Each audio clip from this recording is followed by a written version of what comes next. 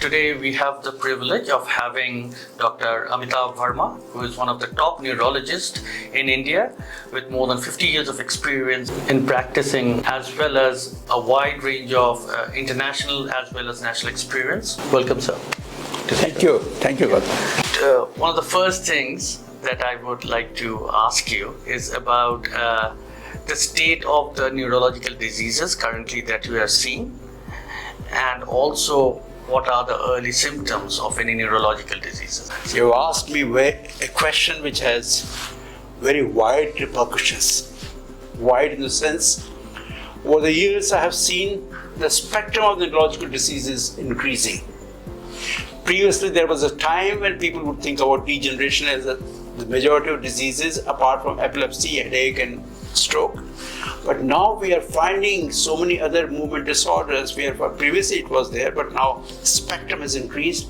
And the best part is we have started finding immunological dysfunction in most of the degenerative diseases which we thought could not be treated, did not have the known cause. Now we are finding that it is all because of neuroinflammation, because of immunological dysfunction. That's one thing which has come up even for Alzheimer's disease. You asked me the question that what is the spectrum. I've seen many cases of all diseases. However, I cannot enumerate all, otherwise it will be a textbook of neurology. So I would rather go for a majority of the things which are known to people, and also those things which are not known to people that they are neurological in origin, and they have to be treated by a neurologist. First of all, let me tell you, there's a difference between neurologist and neurosurgeon. Surgeons operate on the brain, and we don't operate, we treat the brain with medications, like a cardiologist and cardiac surgeon, heart specialist and heart surgeon, similarly brain specialist and brain surgeon. So the neurologist usually come into practice, into picture initially also, and when we find that there are certain things which need to be removed or surgically treated, then surgeons are referred to. When I started practice, after having taught in All India Institute of Medical Sciences a few years, then when I started practice at that time in Delhi, all the cases of neurology emergency used to go under general medicine, and neurologists were only on call, attending, advising, consulting. But when I entered the practice, I somehow or other, I could convince our hospital, that is the Batra Hospital, in the beginning I started that hospital, neurology services, to have neurology admissions under neurologist care, as it was done in our All India Institute of Medical Sciences. They agreed, and since then the practice of patients going under neurologist for neurological emergencies started in all the private hospitals. Now, this I want to tell you because many of the things of neurologists used to be missed otherwise, because we are trained for those conditions. Like I'll tell you, do you know stroke? We all know, paralyzed one side, unconscious for that matter, brain hemorrhage. But are you aware that stroke can be there? Stroke means a clot in the brain. It's the brain attack, like a heart attack. It's a brain attack. There's a clot in the artery, so there's a blood supply is not there to the cells. Cells cry for the more blood and oxygen, and they die for that matter. That's why the brain attack is there, so we call it stroke infarction. It could be also because of a rupture of an artery.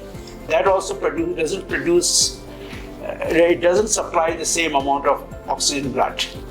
So the brain again shouts. Are you aware that stroke, which we all know, for that a neurologist or a physician is not required? Even a villager can tell you that this is a paralysis stroke. Adrang ho gaya, paralysis ho gayi. So the point which I wanted to know is that there are certain areas only which can produce this. Brain has 2/3 of the area which doesn't produce paralysis or symptoms, which are only intellectual, behavior, and your memory-wise control. those areas when they also have blood supply, when their blood supply is cut, then they have a non-palliative strokes. In fact, people should not miss the non-palliative strokes. Sudden onset of behavioral changes, abnormal changes, memory changes, speech changes can also be stroke. So this I have seen, and I brought this thing to the notice of the public and to my colleagues, and they are now practicing. I'm very happy they are able to practice and judge it very often. So that's one aspect of the stroke. I will tell you later on what are the different things, what are different treatment modalities available. Every stroke does not have a surgical treatment. Every stroke, every clot in the neck does not require to be surgically operated. There are certain criteria, there are scientific guidelines. When they are there, then only surgery can be done, not otherwise. Surgery is only to improve the supply. But if the cells are not functioning dead, even if pouring in blood into that, they will not recover. So this is important, which I would like to emphasize that. Similarly, if the artery has ruptured in the brain, if there's a blood is clotting, that also need not be removed all the time. There are certain indications, scientific indications, which otherwise everything which you start doing, getting surgically removed, it will produce more damage to the brain. I'll give you an example. You have taken aajkal to dikhta nahi hai, you don't see the ball of wool nowadays. If you take a ball of wool and put some ink onto it or ketchup into it, and you want to remove that ketchup, if you start cutting and removing it, the whole thing will be lost. So the best thing is to wash it out, hold on, with time it will disappear. So not every brain hemorrhage requires surgery. There are some other things which I have seen over the last 30-40 years, how the things have improved. So this point which I'd like to make important. Similarly, Parkinson's disease has many more treatment available. Parkinson's disease need not have always tremor. It can be slowness of movement and walking difficulty, right? And tremors need not be there. There's a variety of Parkinson. But everything which looks like Parkinson need not be true Parkinson. That can be Parkinson plus, which does not respond, does not require the same sort of treatment. So these are certain things which a specialist should tell you. A general person may not be able to know the differences. And we have a specialist only of the movement disorders. Epilepsy, similarly, in epilepsy also, a lot of advancements have been made. We have different type of vegetary also. And every epilepsy need not be convulsing. There are non-convulsive epilepsies also. Like if I'm talking, I just blank out, I become a stare. This all could be an epileptic attack. If there is this was also an epileptic attack. Could be. So we must know the different variety. Headache. Headache is very common symptom. Disease. We all see that. Every person suffers sometime or the other. Many times we suffer, at times we are the cause of the headache of others. But that does not mean that we are the troubleshooters. For that matter, every headache need not be a tumor. First of all, every headache. Longer the duration of the headache, lesser and lesser and lesser are the chances of it being tumor. It is all because of imbalance in the brain connections and chemicals and inflammations, various factors and activity of daily living. Then memory changes, that is important. We all overlook that. Memory changes occur because of many conditions in the brain. Everything need not be Alzheimer's, but we should be carefully evaluating depending on the age. Every Alzheimer's need not be occurring in the 60 years of age only. It can start earlier also. So if you are having some difficulty in certain symptomatology, which I'll tell you later on, I'm not going to speak on all the symptoms, but then specifically important thing is we are forgetting the ways, not able to recall what you have done earlier, what was your grocery list, what was your number. These are the certain things which will put a red alert on you, so that facts have to be seen. Parkinson, I had already told you, but I would like to tell here in the other things also. Movement disorders, there are more of certainly tremors. Every tremor need not be Parkinson, there could be non-Parkinsonal tremors also, many of them, and treatment is different in all of the conditions. Then comes my favorite, on which I enjoyed taking those challenges, are the behavioral changes. Behavior of people from different age groups, how it changes, how the frontal portion of the brain, the connections which coordinate our normal behavior, when those connections are not working, then also the changes in behavior occurs. It can be over behavior, there will be under behavior. People can be withdrawn also, they can be depressed, so-called depressed. That is one aspect, and we'll discuss about it sometime later on. But there can be even hallucinations which are occurring. All those things come under the category of a behavioral neurology, and the important thing is that they all, if they are judged earlier, they can be managed much easier. The cause of these things has come out very recently, for including Parkinson's disease, Alzheimer's disease, and many of the behavioral changes. This is because of supposed to be gut-brain axis. Bad happening in the tummy, certain chemicals are produced, they reach the brain, they attack the connections don't function. You have abnormal behavior, abnormality in the tremors, abnormality in movements, abnormality or activity of daily life. All those things are because of bad tummy. And our tummy, as you know, that our abdomen is full of genes which are 50 to 100 times more than our body genes. In fact, to be precise, if you go by the genome study, genetical studies, we are guessed they are the bosses.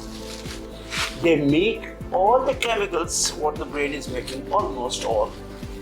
That's why some people call it a gut as the second brain. That's what it is said. So the recent treatment is also being directed towards these activities. Another thing which I would like to tell you is that the effect of everyday medication, there are so many medications which affect the brain. We have to be careful, especially for sleep.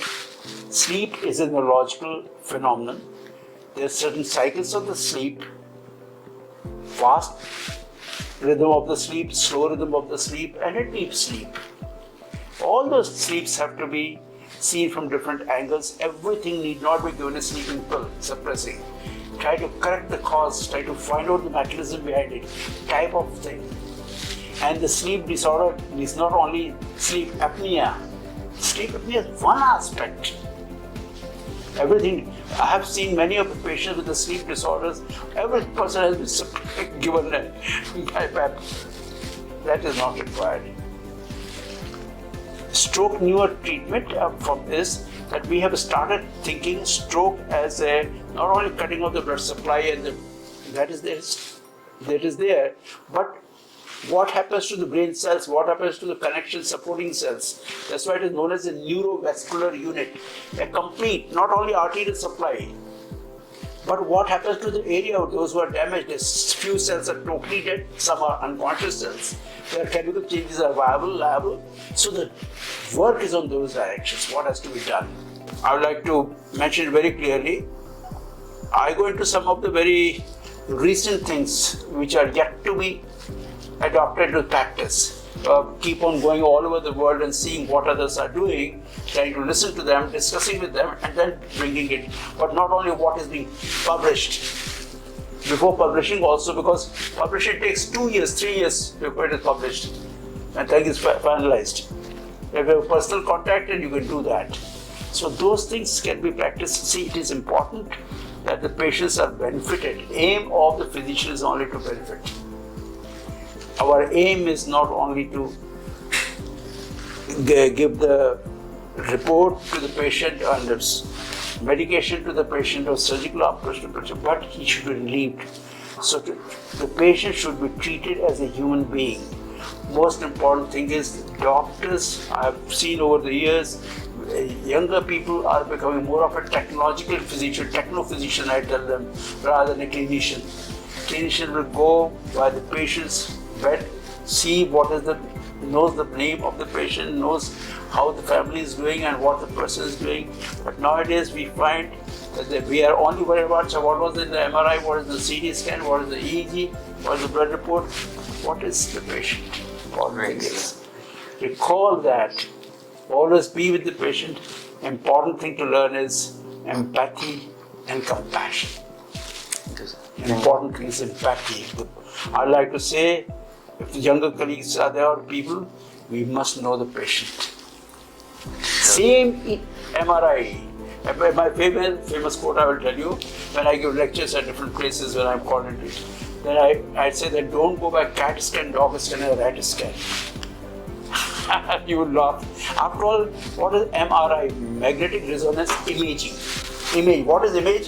This is an image there. On the back, you will see. Now, this image, is it a dark hands, black hands image, or white hands image? Is it a 40 years old person, 70-year-old person? Is it a male or female?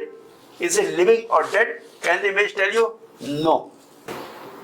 Similarly, same thing happens for the MRI. We have MRIs of the unconscious patients which is normal, and the patient is unconscious.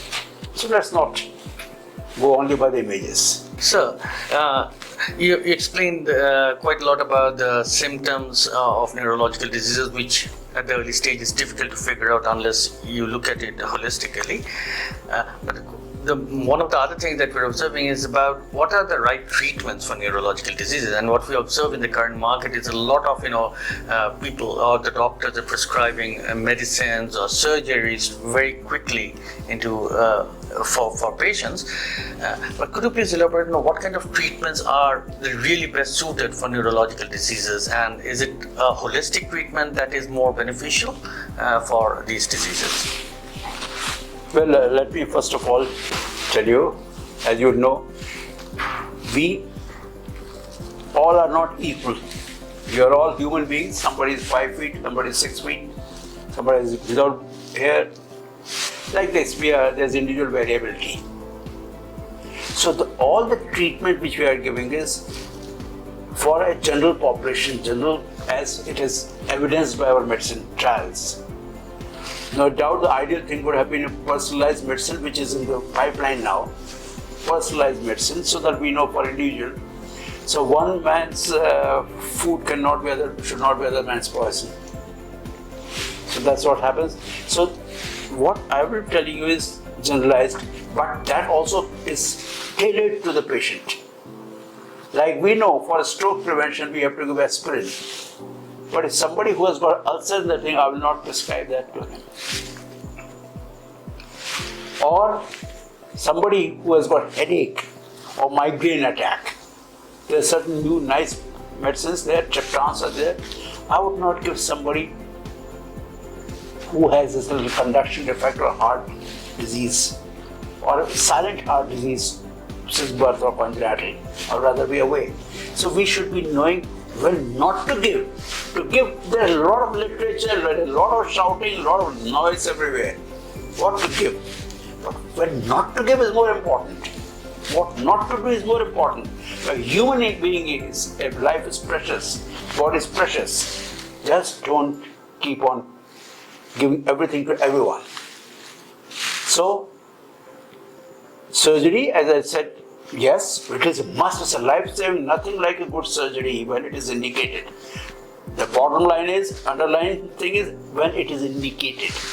Indicated not from the shouting point of view, indicated from the life-saving point of view, from the quality of life. If you save the life also, then what is the outcome? What's the quality of life? Important thing is, see, every human being is actually supporting the growth of the society in totality through individual cooperation. However, in general, whatever principles are available, we will have to follow those principles. Unfortunately, we don't have cure for most of the cure. But here I would like to now just stop here for a moment and tell you what is cure. In medical science, Do we have cure for every disease? No. We have treatment for most of the diseases, managing most of the diseases. We have cure means you have treated, given medicine or whatever you want, after that you don't require it. So cure is for bacterial infection, some of the viruses, some of the funguses, or trauma is any injury, or you have a little growth which is benign. These are the only cures. Otherwise, you go by diabetes, or blood pressure, or cardiac disease. Even if you have an angioplasty done, cardiac, then you continue to take medicine. You are not free of the medication.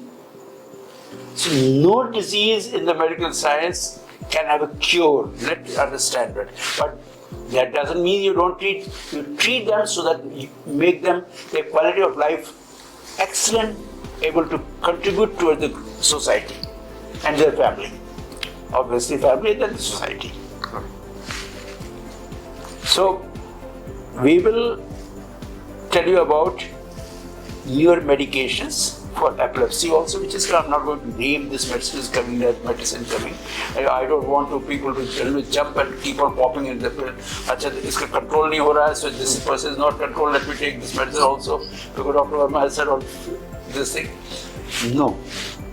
Everything has to be seen by a neurologist who knows what to do with the patient particular case. Because that case may require a different medication. What are the two twins are there, same disease, need not have the same medication. Unfortunately.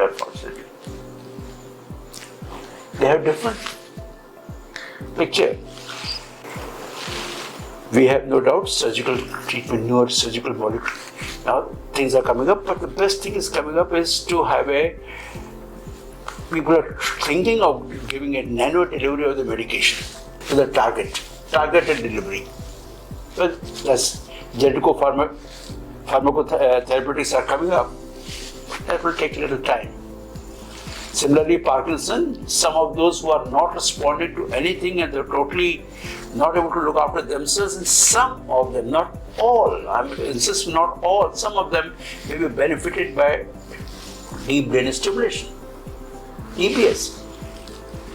Even for certain very obsessive compulsive neurosis disorders, OCDs, their surgical manifestations are there, and very good technique of magnetic resonance ultrasound like thing our colleagues are doing in Delhi itself. They can even treat that.